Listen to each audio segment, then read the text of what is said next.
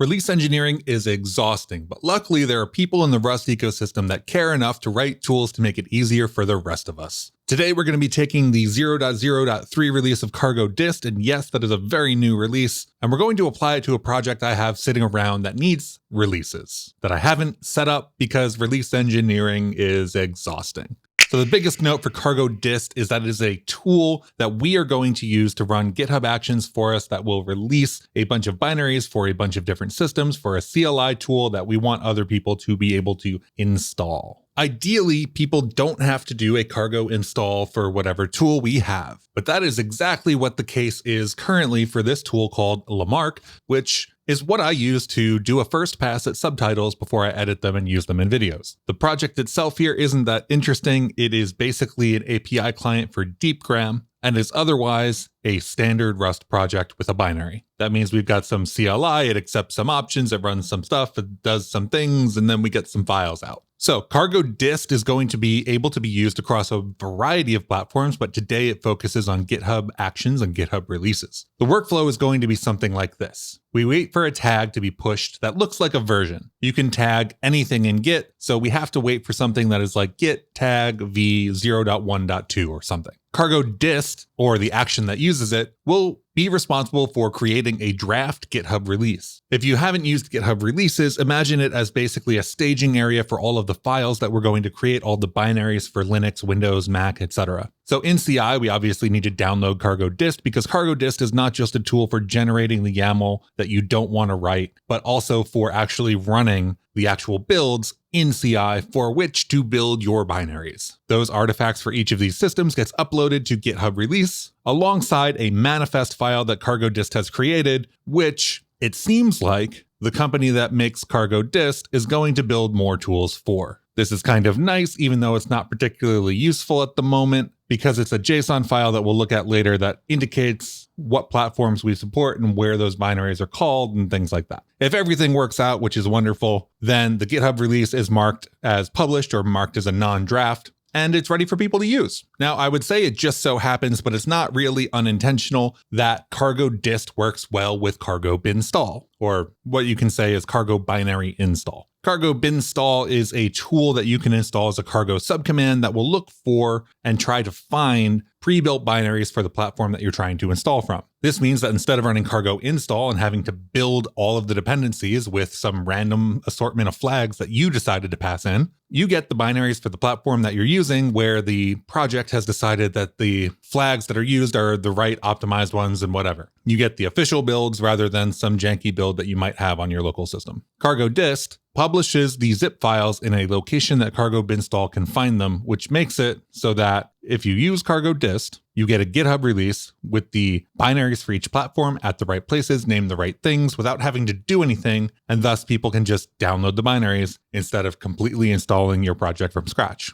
If we hop on over to the brand new wonderful cargo-dist book, which will tell you much more than I'm going to tell you in this video, you have to install cargo-dist first, which I already have done, and then we'll hop over to the way too quick start. Running cargo-dist init -ci equals GitHub, which I of course have already run, will give us this .github workflows release.yaml file, as well as, right here at the bottom, a new profile called dist that inherits from release, and a bunch of metadata for cargo-dist to consume. This release.yaml is a GitHub action that was written for us, named release. It operates whenever we push to the main branch with a tag that looks like v whatever whatever. If you don't speak regex, this is basically a regex for detecting semver versions. So something like v0.0.1 would work just fine here. We have 3 jobs, one of which is responsible for creating the actual release, one of which is responsible for uploading the artifacts to our GitHub release. This is the one that runs on each of the different platforms. And then finally, we have to actually publish that release so that people see our release and see it as valid and good to use. I had to change this not at all for this to work. So basically it installs Rust, it installs cargo-dist, it runs a command to create that manifest that we talked about earlier, which is called dist manifest.json, which we'll take a look at. It uses the GH GitHub CLI to create a new release. It uploads that manifest to the release and then continues. If there are releases to make, which is what this line means, then we build on Mac OS 11, Ubuntu 2004, and Windows 2019. That runs our build, and if everything goes well, it uploads the binary that we created into our GitHub release. And finally, if everything succeeds, so if publish release, which requires create release to succeed and upload artifacts to succeed, if all of that works, then we edit our release and we make it public.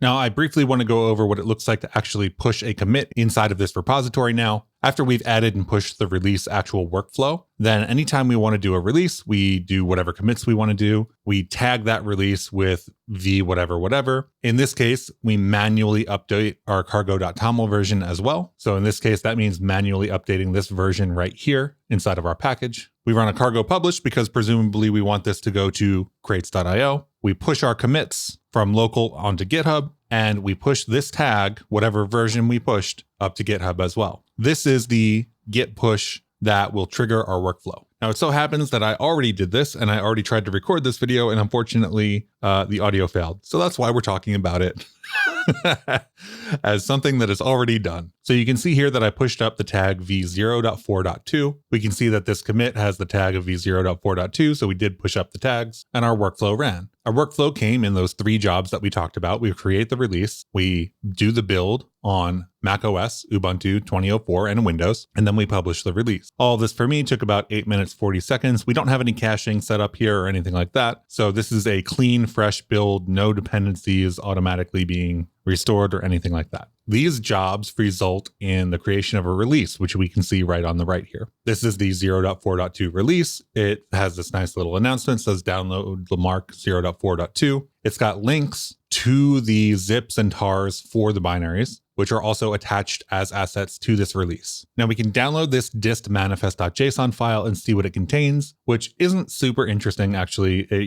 It shows us the cargo-dist version that was used to build everything. It includes the announcement body that we have right here and the artifacts that were actually produced. So this is a machine readable format to tell something somewhere what was actually released and what versions are supported. And now we can run cargo binstall Lamarck because this release has been set up and the binaries are ready to go. And for me, it will run really quickly because I've already installed it and made sure it works. But cargo binstall will resolve the Lamarck package. It will look for it on GitHub and then install one of these binaries depending on what platform you're on, or fall back to actually building it from scratch. And that is cargo-dist. It's worth noting that cargo-dist doesn't encapsulate the entire release process. They also suggest that, hey, maybe you use cargo release. And cargo release will handle some of that updating that we did manually before with editing our cargo.toml. There's also additional tooling for changelog generation for these releases, which you can get as deep into as you want. There's a lot more to get into here, so if you're going to use cargo-dist in your own project, I encourage you to read the reference as well as the rest of the guides and learn a little bit about the potential pitfalls that you might run into if you use the current version of cargo-dist. For example, there may be issues with workspaces or multiple binaries as far as I'm aware. So while this works for my simple project, it may not work currently for your project, although it is getting updated fairly rapidly, and I expect good changes to be coming in the future.